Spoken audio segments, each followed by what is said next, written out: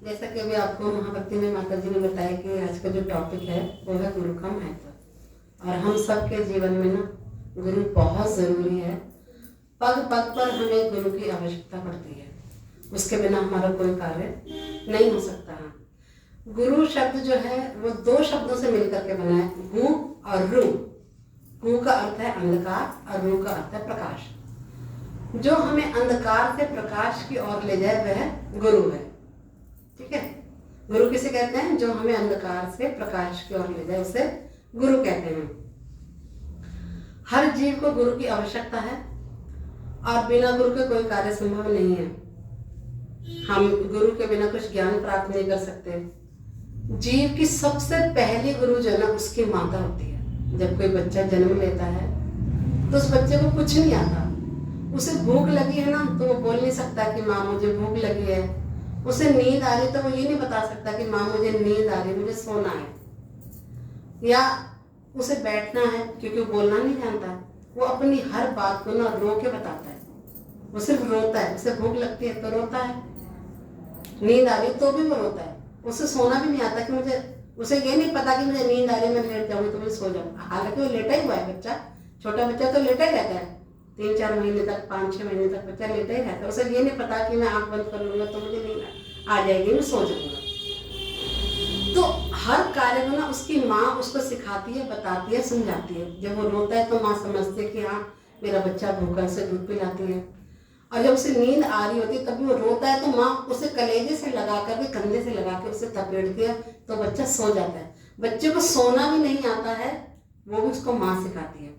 बच्चा सुसु पॉटी कर लेता है बिस्तर पे ही, वो नहीं बता पाता कि मुझे आ रहा है, लेकिन माँ समझती है कि मेरा बच्चा गंदा हो गया, उसे तुरंत साफ करती है और साफ करके फिर से खिलाते पिलाते सुलाती है। तो हर जीव की जो पहली गुरु है ना उसकी माता होती है। माँ से वो बोलना सीखता है, सारे संबंधों को वो समझता है। दुर्भाग्यवश अगर कोई बच्चा जन्म से बहरा हो, मतलब उसके कान काम ना करते हो, कान खराब हो, तो बच्चा बोल भी नहीं सकता। आप कभी इस बात का ध्यान करना, क्योंकि हम बोलते कब है? जो शब्दों को हम सुनते हैं उन शब्दों को हम बोलते हैं। जिस बच्चे के कान खराब है वो माँ भले कितनी उससे बात करे पर उसके कान खराब है, वो कुछ सुनता नहीं है ना, तो बच्चा बोल भी नहीं पाता। माँ ही वो जीव है जो कि अपने बच्चे को बताती है कि बेटा ये तुम्हारे पिता हैं, ये तुम्हारे दादा दादी हैं, ये तुम्हारे नाना नानी हैं, चाचा चाची है। परिवार में सबसे परिचय कराती है माँ। तो सबसे पहली गुरु कौन हुई? हम सबकी पहली गुरु हमारी माता होती है। अब किसी भी क्षेत्र में जब कोई कार्य करने की प्रक्रिया का सबसे पहला सोपान है गुरु को स्वीकार करना, उनकी शरण में जाना और उनसे फिर उस विषय में सवाल करके अपने जीवन में आगे बढ़ना। बिना गुरु के हम कुछ भी कार्य नहीं कर सकते। आप सोचिए एक छोटा सा बच्चा जब ये नहीं कर सकता तो बड़ा होने के बाद क्या हमें गुरु की आवश्यकता नहीं पड़ेगी? चलो माँ ने 1-2 साल 4 साल ये सब सिखा दिया, लेकिन क्या हमें उसके बाद गुरु की जरूरत नहीं पड़ेगी? गुरु की जरूरत हमें हमेशा होती है। बिना गुरु के हम कोई कार्य कर ही नहीं सकते। अब मान लीजिए अगर कोई बच्चा क्रिकेटर बनना चाहता है तो उसको खेलने के लिए क्या चाहिए? बैट बॉल तो चाहिए, साथ में साथी भी चाहिए, लेकिन उन सब से जरूर क्या चाहिए? उसे कोच चाहिए। अगर उसे बड़ा क्रिकेटर बनना है, भारत देश के लिए खेलना है, तो उसे कोच की आवश्यकता पड़ती है। ऐसे अनेक खेल हैं, बैडमिंटन है, टेबल टेनिस है, वॉलीबॉल है, कबड्डी है, खो खो है। इन सब खेलों को खेलने के लिए कोच की जरूरत पड़ती है। कोच क्या है? वो गुरु है, उस खेल को सिखाने वाला गुरु है। तो वहां भी हमें जरूरत पड़ी गुरु की।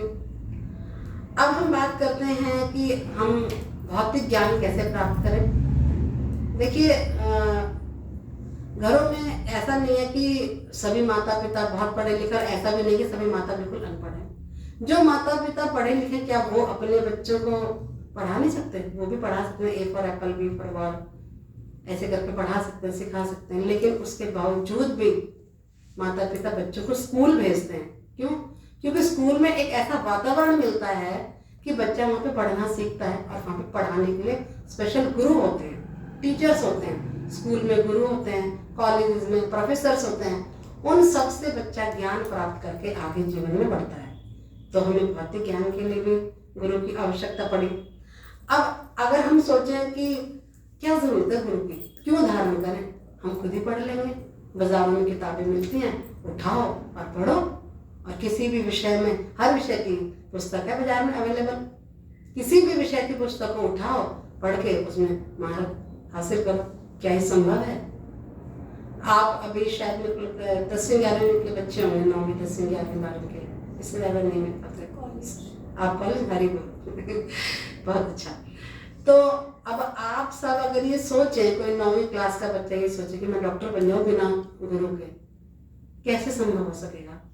डॉक्टर बनने के लिए कुछ क्वालिफिकेशन की जरूरत होती है। पहले बच्चे को 12वीं पास करनी होती है, वो भी वो गुरु के अंडर रह करके 12वीं को पढ़ता है, परीक्षा देकर पास होता है। उसके बाद डॉक्टर बनने के लिए एंट्रेंस एग्जाम होता है नीट का, उस एग्जाम को पास किया जाता है। उसको पास करने के बाद उसे कॉलेज में दाखिला मिलता है, कॉलेज में भी टीचर्स पढ़ाते हैं, तब वो बच्चा डॉक्टर बनता है।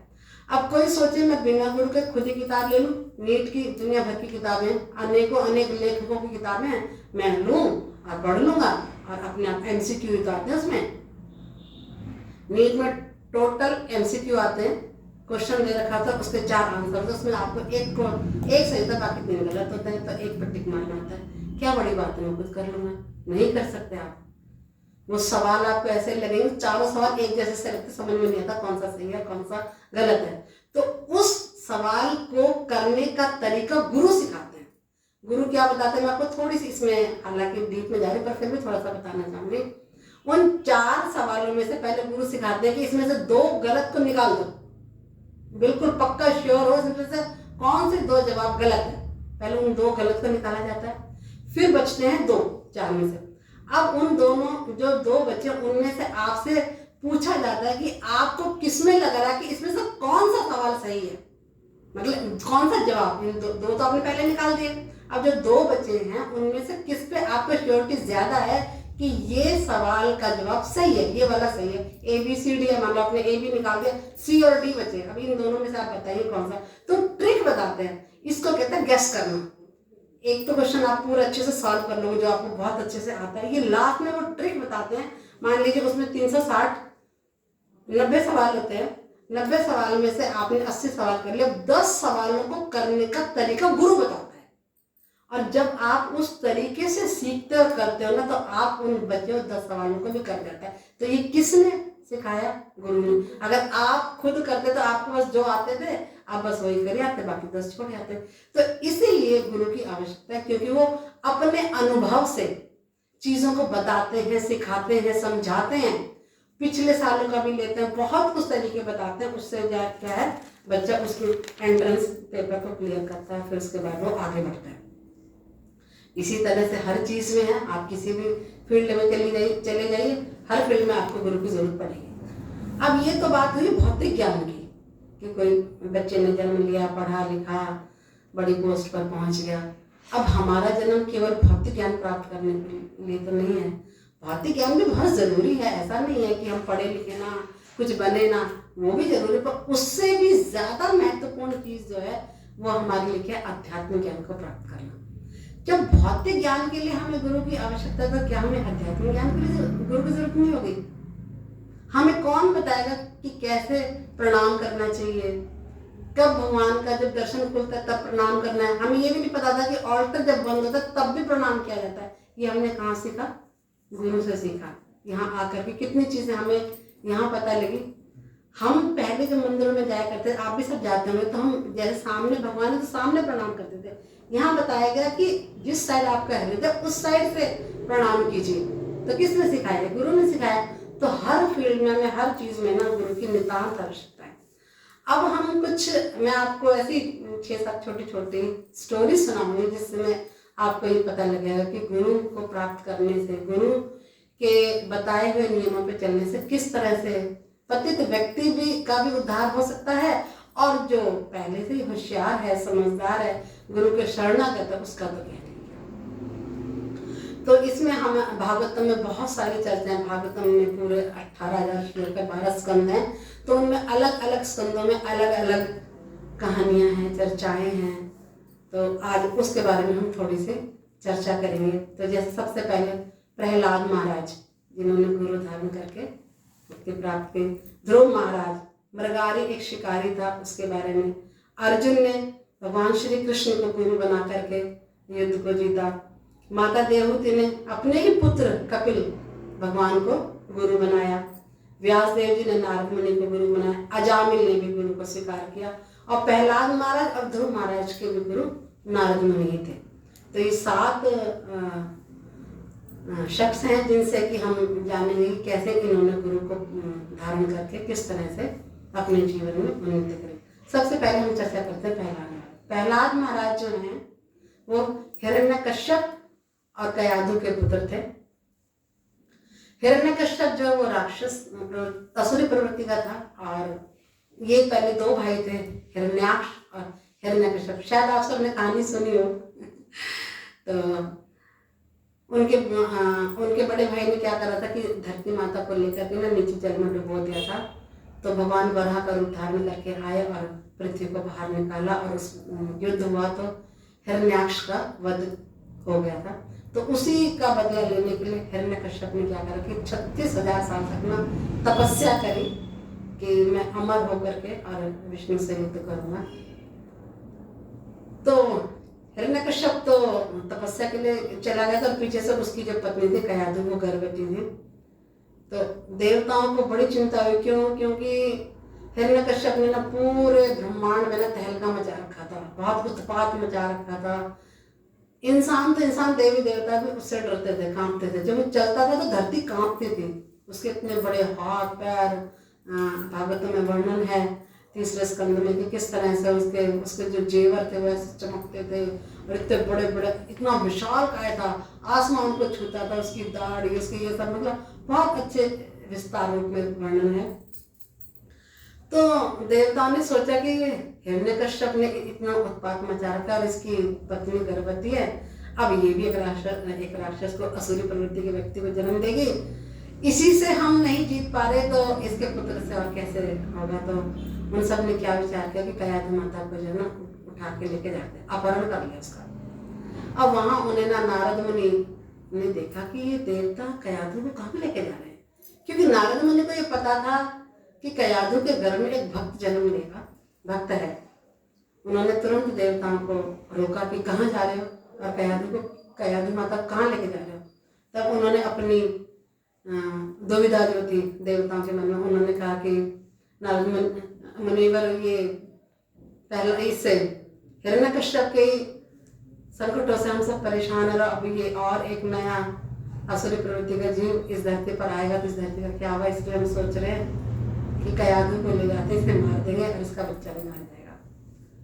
नारद मुनि को बड़ा आश्चर्य हुआ, बोला तुम देवता होकर के ऐसा घृणित कार्य कैसे कर सकते हो, एक स्त्री को मारना और वो भी गर्भवती।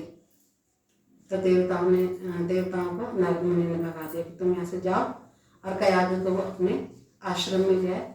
अब कयाधु जो थी, कयाधु माता क्या करती, पूरे आश्रम में सेवा करती थी और नारद मुनि उन्हें भगवान के बारे में चर्चाएं सुनाया करते थे, कथाएं सुनाया करते, ज्ञान दिया करते थे। तो माता के गर्भ में जो प्रहलाद थे, वो प्रहलाद महाराज सारी चीजें सुनते थे और वो सब, उन्होंने आधे से ज्यादा ज्ञान जो है वो गर्भ में ही प्राप्त कर लिया। और फिर उसका जन्म हुआ। जन्म होने के बाद फिर इतने में हिरण्यकश्यप भी तपस्या पर से वापस आ गए। तो बेटे को फिर स्कूल पढ़ने के लिए भेजा, जैसा हमारे भी यहाँ पर है कि 3-4 साल का बच्चा होता है, स्कूल भेजते हैं, फिर स्कूल भेजते हैं।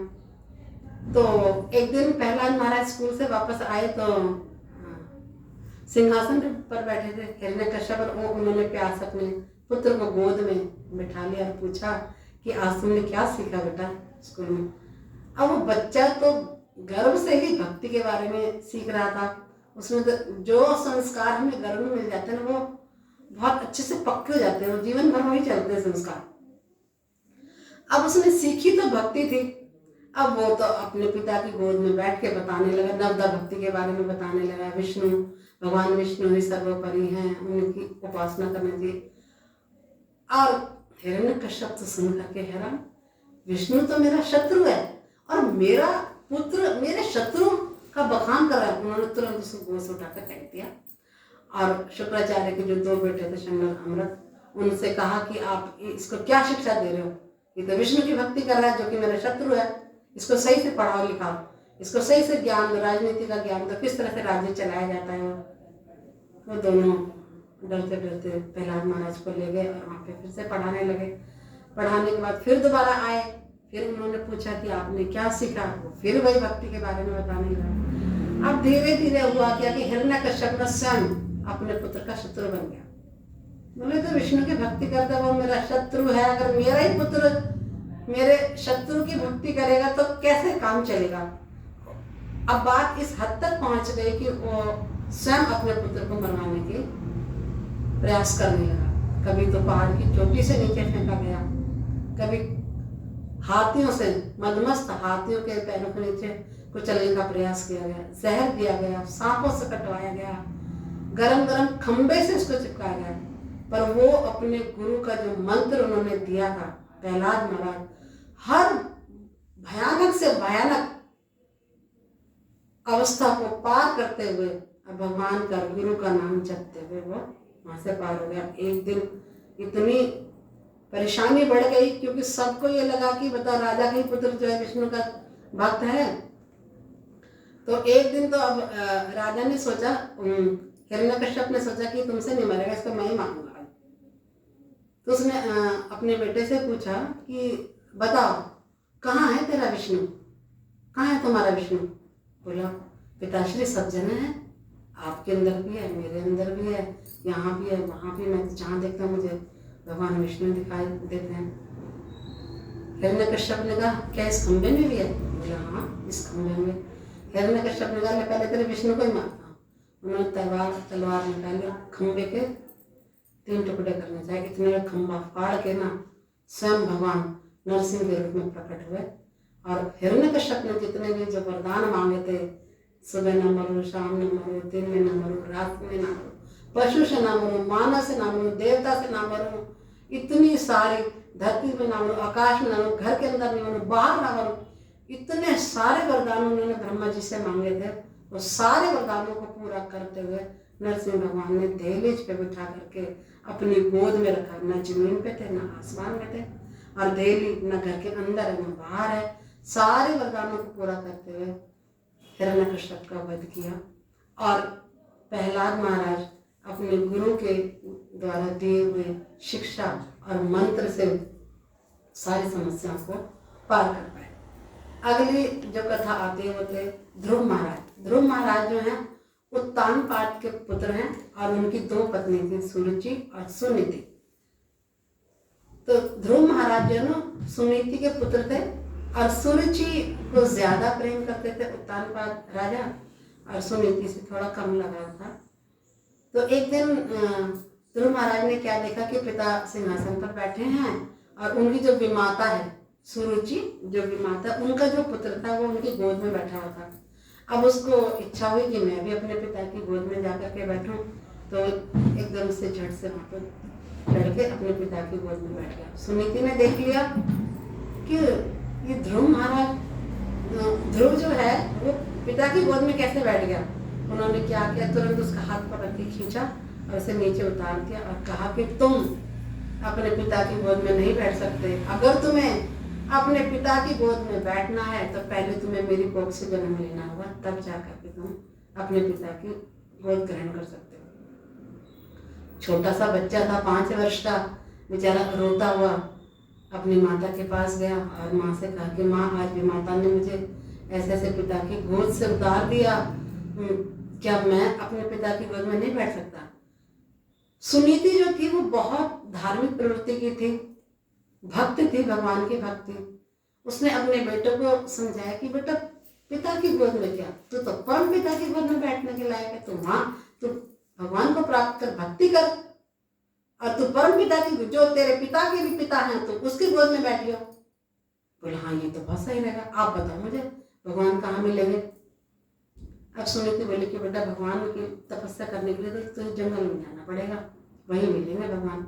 और 5 वर्ष की आयु जिसमें हम कुछ जानते भी नहीं है, उस सतयुग की बात है। उस टाइम वो 5 वर्ष का जो बालक है वो जंगल में चला गया और वो जाकर के खोज कर रहा है कि भगवान कहाँ है, कहाँ मिलेंगे। चारों तरफ आ रहा है, जा रहा है, देख रहा है। नारद मुनि ने देखा ये 5 वर्ष का बच्चा अकेला जंगल में क्या कर रहा है? और नारद मुनि तो अंतरिक्ष यात्री नहीं, हम तो कहीं भी जा सकते हैं, कहीं भी उनको सब जगह पहुंच करके सबकी समस्याओं का हल करते हैं, सबको भक्त बनाने का काम है उनका, एक ही काम है, सबको भक्त बनाना। अब पहले तो उन्होंने उस बच्चे की परीक्षा ली कि पहले तो उससे पूछा कि बेटा आप जंगल में क्या कर रहे हो? बोले मैं भगवान की खोज करने हैं। बोले है 5 वर्ष की आयु में भगवान की खोज कर रहे हैं? अरे ये तुम्हारी उम्र खेलने कूदने के, अपने मित्रों के साथ जाके खेलो, तुम कहाँ जंगल में भटक रहे हो? अब उसका जो संकल्प था इतना दृढ़ था। बोला मुनिवर कुछ काम की बात बतानी है तो बताओ, भगवान के बारे में कुछ बता सकते हो तो ठीक है, नहीं तो अपना रास्ता लो, मैं खुद ही ढूंढ लूंगा भगवान को। अब नारद मुनि ने देखा 5 वर्ष का बच्चा और इतना दृढ़ संकल्प, तो नारद मुनि ने उसको मंत्र दिया, ओम नमो भगवते वासुदेवाय। बोले इस मंत्र का उच्चारण करो, और वो एक पेड़ के नीचे बैठ गया और 6 महीने के अंदर उस बच्चे ने भगवान को प्राप्त कर लिया। तो ये कैसे संभव हुआ? गुरु के कारण, क्योंकि गुरु ने उन्हें सही राह दिखाई, शिक्षा दी, दीक्षा दी, समझाया, बताया किस तरह से भगवान की प्राप्ति की जाती है, और उन्हें प्राप्त किया। तीसरा है, तीसरी कथा आती है मृगहारी की। मृगहारी क्या है? एक शिकारी था, उसका पेशा था कि जानवरों की खाल उतार करके बेचना। तो अब किसी की खाल कैसे उतारी जाएगी? पहले उस पशु को मारा जाएगा। अब वो इतना क्रूर था कि वो किसी भी पशु को लेकर के ना अधमरा मार के काट के छोड़ देता, मतलब पूरा नहीं मारता था उसको, वो तड़प तड़प के मरता था, और वो ऐसा दिखता था। और कई सारे पशुओं को मार के ऐसे बीच बीच में काट काट के आधा आधा काट के छोड़ रखा था। और पशुओं की जो कराहने की जो आवाज़ थी ना, उससे वो नारद मुनि को सुनाई थी। बोले ये क्या क्या है, इतनी वेदनापूर्ण आवाज़ कहाँ से आ रही है? तो वो वहाँ पहुँचे तो उन्होंने देखा कि चारों तरफ पशुजन अधमरे से पड़े हैं। अब नारद मुनि उच्च कोटि के भक्त भगवान के, सीधा पहले भगवान फिर ब्रह्मा जी के बाद नारद मुनि, इतने उच्च कोटि के भक्त। कभी कभी क्या होता है कि जो बहुत हाई लेवल पर होता है ना, उसको जब नीचे से कुछ चीज उठानी पड़ती है तो खुद भी नीचे झुकना पड़ता है। वो शुद्ध भक्त हैं, भगवान के पुत्र हैं, उन्होंने मृगहारी के लेवल पर जाकर के ही बात करी। बोला कि ये तुम क्या कर रहे हो, ऐसे कैसे ये सारे जो पशु हैं ये सारे अधमरे से मरे? बोला मुझे इनकी खाल चाहिए और खाल को मैं बेचूंगा तो उससे पैसा मिलेगा, मेरा तो पेशा है। बोला ठीक है तुम्हारा पेशा है तो इन्हें जान से मारो, ऐसा अधूरा मार के क्यों छोड़ रहे हो? इनकी इतनी जो दर्दनाक आवाजें हैं, तुम्हें दुख नहीं होता? कह रहे नहीं मुझे क्या दुख होगा, मेरा तो ये पेशा ही है। बोले नहीं आप इन्हें या तो पूरा मारो या मत मारो।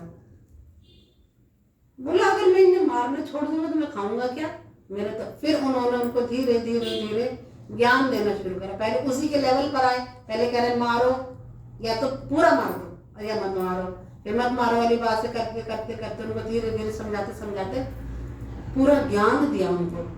तब उन्हें समझ में आया कि मैं तो कितना घृणित कार्य कर रहा हूँ। जिसको भगवान ने बनाया है, हर जीव की, चाहे वो पशु हो चाहे पक्षी हो चाहे हम इंसान, हम सबकी एक मृत्युगत जो टाइम है वो निश्चित है। उससे पहले अगर कोई जीव जाता है, चाहे पशु पक्षी जाए चाहे मनुष्य, तो आत्महत्या कहलाती है, किसी के द्वारा मारा जाता है तो हत्या कहलाती है, तो उसका बहुत भारी पाप लगता है। तो नारद मुनि ने मृगहारी को समझाया, उनकी समझ में आने लगा, उनकी उपदेशों का वो पालन करने लगा। धीरे धीरे धीरे वो जो ना भक्त बन गया और ये पशुवध को छोड़ करके उसने कहा कि फिर मेरा लालन पालन कैसे हो? चलो मैंने आपकी बात मान ली, ये हत्या है, ये दुष्कर्म है, मुझे इसके लिए पाप मिलेगा, मैं नर्क में जाऊंगा, तो फिर मेरा लालन पालन कैसे होगा, मेरे परिवार को कैसे होगा? बोला मैं आपको बता रहा हूँ, आप मंत्र को जपो, भक्ति करो, अपने आप भगवान आपके लिए व्यवस्था करेंगे। अरे आप सबने भी देखा होगा जब हम किसी अच्छे कार्य के लिए निकलते हैं ना, कुछ अच्छा कार्य करने जाते हैं तो भगवान भी हमारा पूरा पूरा साथ देते हैं। बोले कोई बात नहीं, आप चिंता ना करो, आप यहाँ बैठो। एक पेड़ के नीचे मृगहारी बैठ गया और भगवान का भजन करने लगा। 1 दिन बीता, 2 दिन बीते, 3 दिन बीता। अब गांव के आसपास के गांव की औरतें जंगल में जैसे जाती लकड़ी लेने के लिए, कुएं से कोई पानी लेने, उन्होंने देखा कोई महात्मा बैठा है। अच्छा पहले लोगों में क्या था कि अगर कोई महात्मा दिखता था ना, तुरंत खाने पीने की वस्तुएं लेकर के जाते थे। कभी कोई ना खाली हाथ नहीं जाती थी। कोई माता किसी के यहाँ जाती थी ना, कभी कोई खाली हाथ नहीं जाती थी। तो सारी माताएं क्या करने लगी, कोई दूध लाया, कोई फल लाया, कोई घर से सब्जी रोटी बना के लाया, दाल चावल बना कर, वो भंडार लग गया उसके यहाँ पे। अब वो अपना भजन करता, परिवार भी चलता और वो भी करता। ये सब कैसे संभव हुआ? एक मृगारी शिकारी जो कि जीवों को मारता था और निर्दयता से मारता था, आज वो भगवान का भक्त बना। कैसे? गुरु की कृपा से, गुरु का संग प्राप्त करने से। ठीक है, अगली चौथी कहानी जो आती है वो माता देवहूति की। माता देवहूति जो है कर्दम मुनि की पत्नी है और राजा की पुत्री है, राजा मनु की पुत्री है। पूरे विश्व का जो राजा है उसकी पुत्री है। उनका विवाह जो है कर्दम मुनि से किया गया।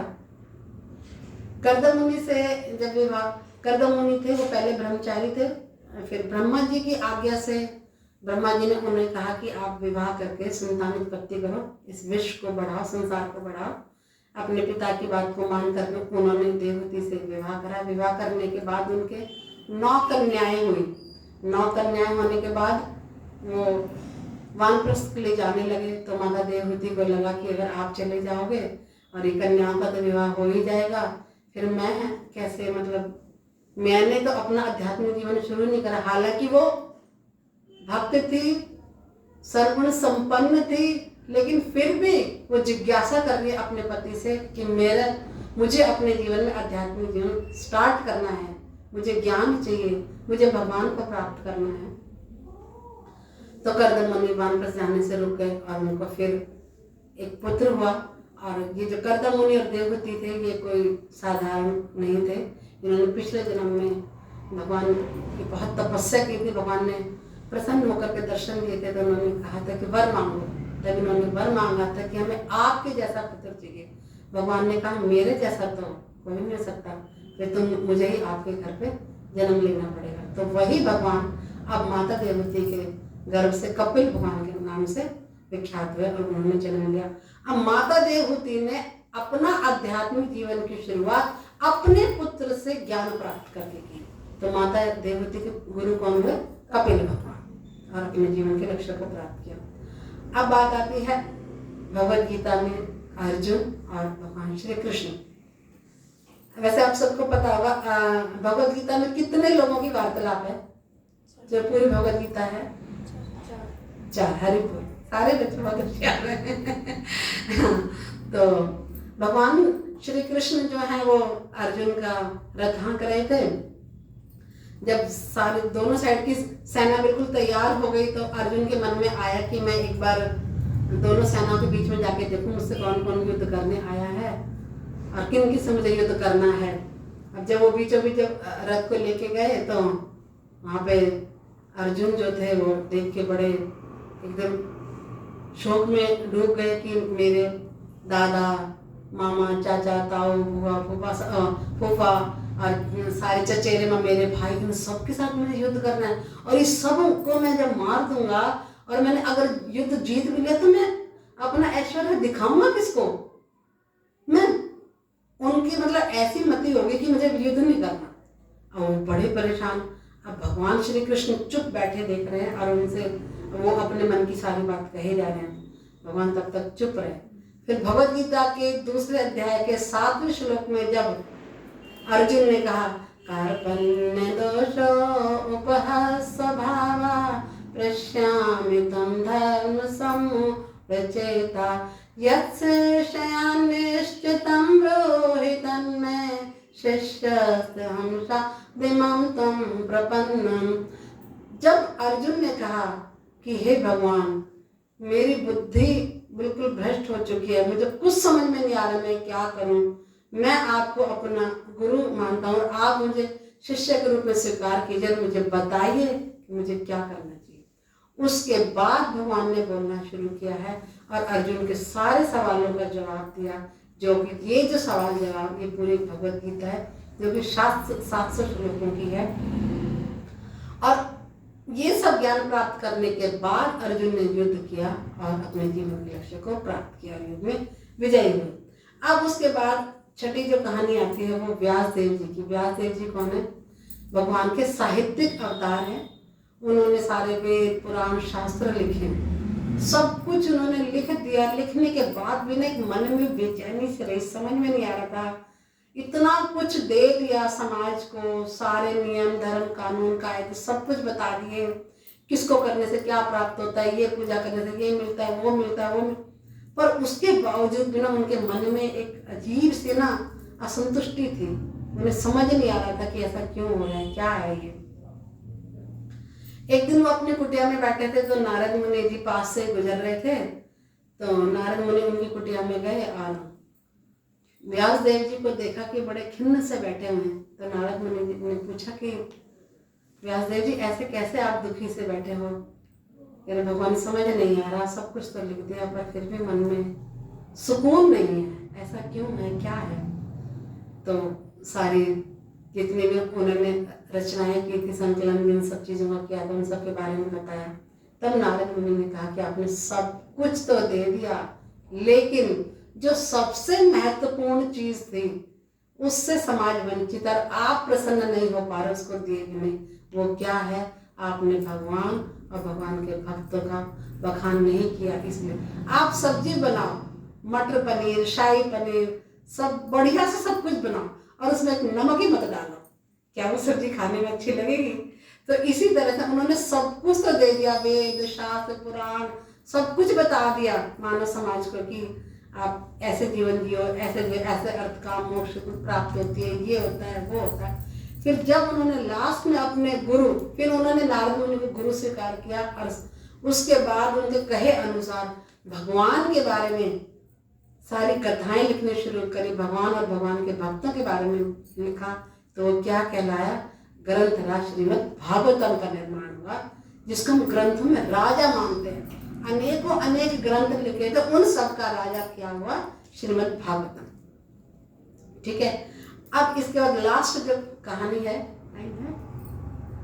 तो एक लास्ट कहानी और चलते हैं अजामिल। अजामिल के बारे में आप सबने जरूर सुना होगा, क्योंकि जब हम स्कॉन से जुड़ जाते हैं तो ये सब चीजें हमें सहजता से प्राप्त हो जाती हैं। अन्यथा बाहर की दुनिया में तो किसी को नहीं पता कौन अजामिल है।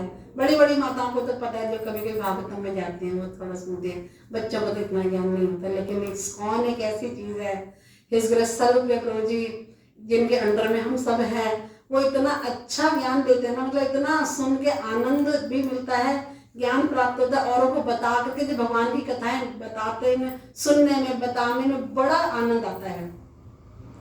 तो अजामिल जो है ब्राह्मण परिवार का लड़का था, अपने पिता के साथ भक्ति किया करता था। एक दिन पिता ने, थोड़ा सा युवा हो चुका था अजामिल जो है, लगभग 18-20 वर्ष का हुआ या मतलब जवानी था।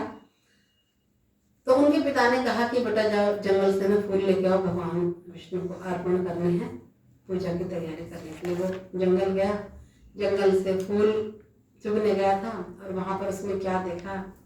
एक ऐसा दृश्य देखा जो उसे नहीं देखना चाहिए था। एक वेश्या किसी पुरुष के संग में थी, उसका देख लिया, देखने से उसका क्या मन विचलित हो गया।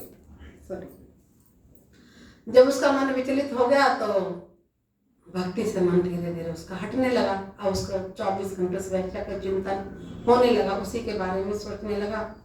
और क्या क्या उसने एक दिन जाकर उस वेश्या से मिला, उससे विवाह कर लिया। विवाह करने के बाद उसके 8-9 संतानें हुई।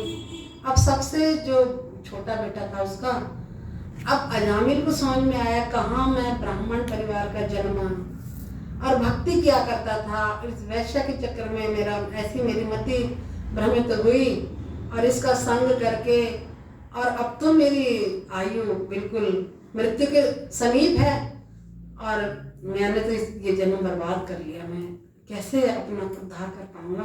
तो कुछ साधु जो थे उन्हें गुरु मान करके उनसे पूछा, उनसे कहा कि मैं क्या करूं, मैंने तो अपने जन्म नष्ट कर दिया और किस तरह से मेरा उद्धार होगा?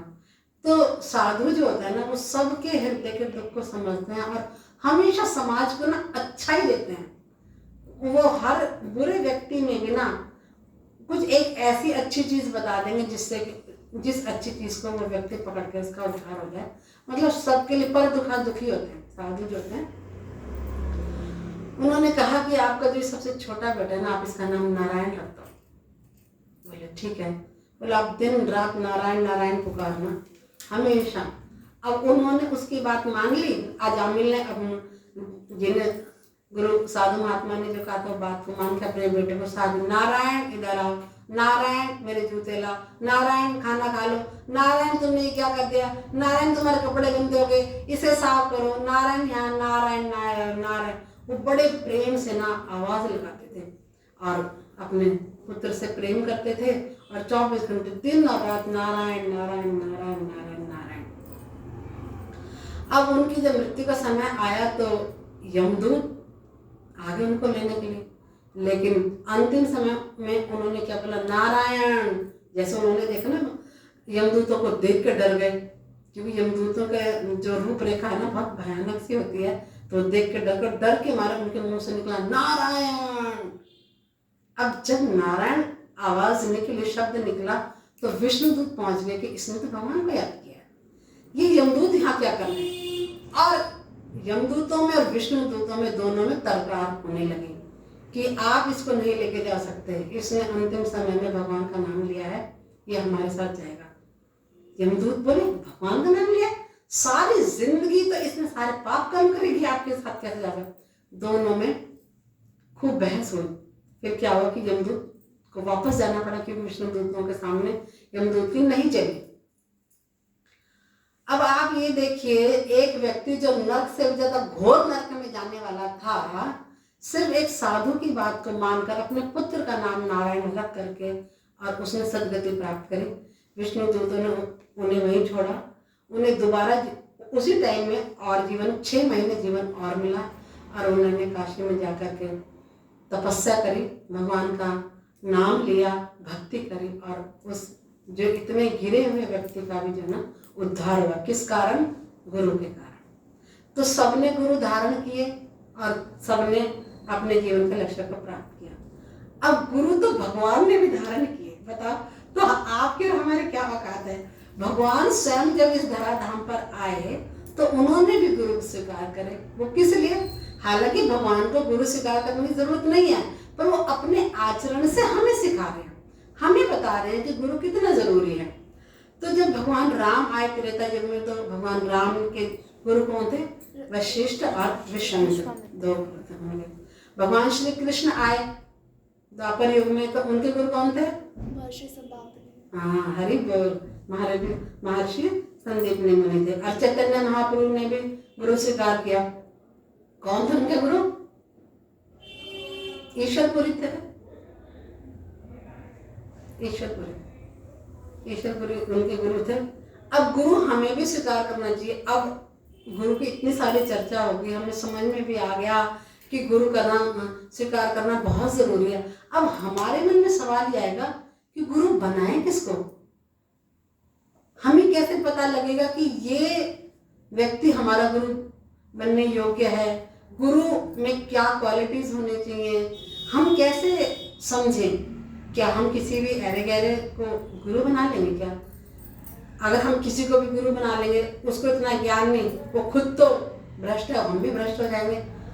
अब कैसे हम पता लगाएं? तो इसके लिए रूप गोस्वामी जी ने उपदेशामृत में जो सबसे पहला श्लोक दिया, जो 11 श्लोकों की एक छोटी सी पुस्तावली है, उसमें बहुत, और प्रभुपाद जी ने उनका बहुत डिटेल में उसका विस्तार दिया है, बताया है, समझाया है उसमें। तो उसमें जो सबसे पहला जो श्लोक है, वाचो वेगम मनसा क्रोध वेगम जीवा वेगम उदरूपस्थ वेगम एतान वेगान यो विषहेत धीरा सर्वम अपि इमाम पृथ्वीं साशिष्यात्। तो बता रहे हैं, ये क्वालिटीज बता रहे हैं कि एक गुरु में क्या क्या क्वालिटीज होनी चाहिए जिससे कि हम उन्हें स्वीकार करके अपना उद्धार कर सकें।